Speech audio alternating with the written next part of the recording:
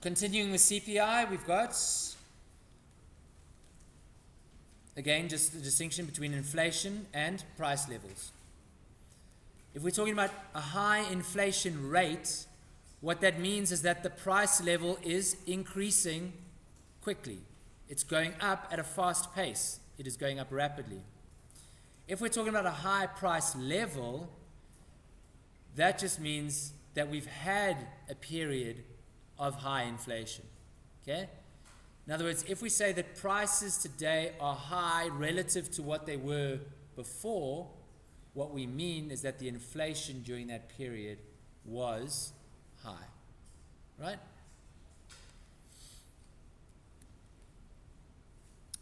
The point that was brought up earlier about CPI, the fact of the matter is everyone buys slightly different things.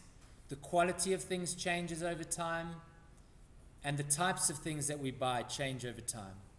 So no one is, well, maybe that's wrong. I was going to say no one is buying LP records anymore, but then you got hipsters, so yeah. Anyway, the basket of goods changes. What that means is there's bias is introduced into your CPI. What kind of biases? Well, there are new goods that we buy all the time and that are introduced into the economy all the time. We start purchasing them. It doesn't automatically reflect in the basket. It takes a while for the basket to update. Quality changes, that's not reflected in the CPI at all. So whereas we said what costs 100 Rand to buy today cost 1 Rand 20 in 1960, that might be true.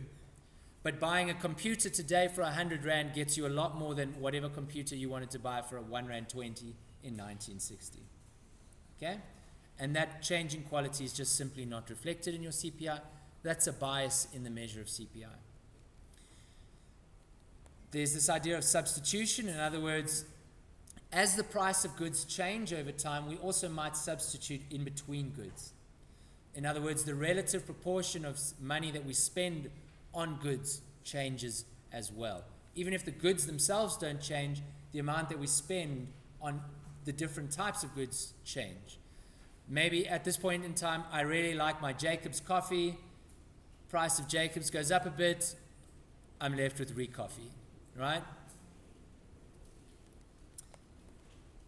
And then there's also this idea that outlet substitution. In other words, if Stats SA goes and measures the prices in different shops,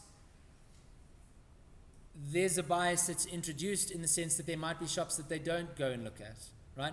Or they don't know necessarily what proportion of people buy at different shops.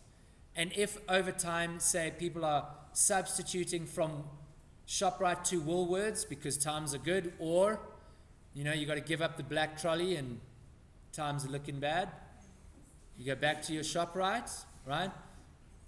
The CPI doesn't capture that kind of stuff. Cool. What does that mean? What are the consequences of that kind of bias?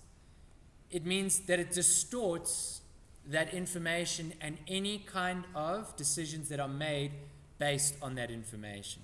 So in other words, when government makes decisions on where it's going to spend and how it's going to spend based on this information, if that information has a bias in it, that's going to distort where the government should be spending.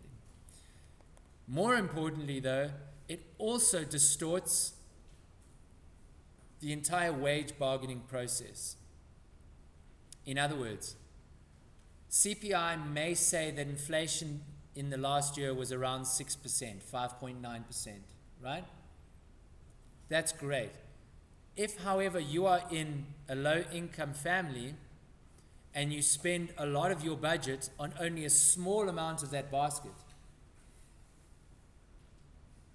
and the amount by which the basket has increased that you purchase has increased by more than 5.9%. So you spend a lot of your money on, say, food. And food over the last couple of years has been increasing on average, put it this way, above 15%, whereas CPI has been closer to 7%. So if you're a lower income family spending a large portion of your budget on food, you're dealing with inflation around 15%. You come to the bargaining table and your employer says, right, inflation is around 7%, let's talk about wage increases at around 7%, that's not going to work for you. Okay? So the CPI doesn't measure that kind of discrepancy. For that reason, we also have alternative types of indexes. For example, we have a consumption expenditure deflator, or just a general GDP deflator. The differences in those baskets are not detailed in the textbook, but the essential difference is just that the baskets are different. Okay? What goes into the GDP deflator is different to what goes into the CPI. What goes into the consumer or consumption expenditure deflator is different to what goes into the GDP deflator or the CPI. But essentially, these are just alternative indexes for measuring changes in price. You can read about it in the chapter. When we talk about CPI, bear in mind that we can obviously talk about month-to-month inflation, or quarter-to-quarter inflation, or annual inflation. One of the things that happens, however, when we look at month-to-month or quarter-to-quarter is the following. Christmas time happens in December, which means you expect economic activity in December to be different to, say, economic activity in November. People save up in November to spend in December. Or they spend all their money in December. Do they go out and buy in January? Right? So the kind of activity that happens month to month or quarter to quarter differs. So when we're looking at CPI month to month, we should expect CPI in January, for example, to be lower than in December, just as a rough kind of estimate. Okay? Farm produce as well. In what period is the bulk of the harvest? During that period, we would expect changes in prices different to periods where harvests are lower. Okay? That kind of idea. So those are just things to bear in mind when it comes to measuring CPI. So we end the discussion on CPI from a test example. We'll read through it quickly, and then I will give you a little bit of time to work it through. Then we can talk about it, and then we'll say cheers for today. Okay, so what we are told is that there is some base period, and during that base period, there's some person who buys 20 liters of petrol at 10 Rand a litre, 2 CDs at 130 Rand each, and 4 movie tickets at 28 Rand. In the next month, we have different prices. So petrol has changed, CDs have changed, movie tickets have changed. The question is, what is the change in the value of that basket of goods and services? Okay? So we've got a basket of goods and services that this person has bought. In the base period, we have the prices. In the next period, we have adjusted prices. What was the change in the value of that basket? Go for it. Okay, is everyone happy? 4%? Just pointing out, if you got 3.8%, you are wrong.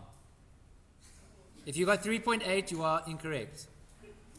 You should get 4.0. Work with me. How would we calculate the value of this basket?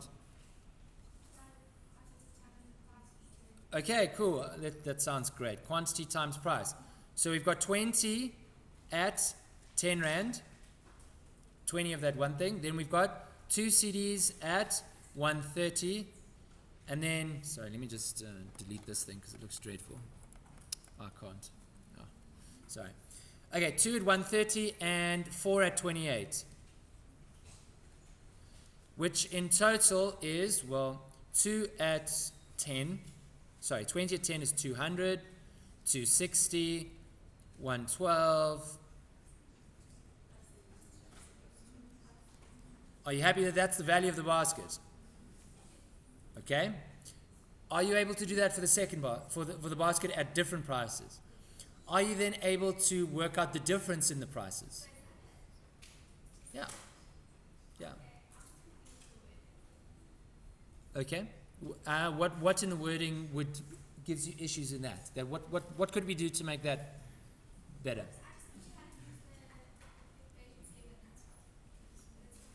Okay, cool. Yes, there are lots and lots of different equations, right?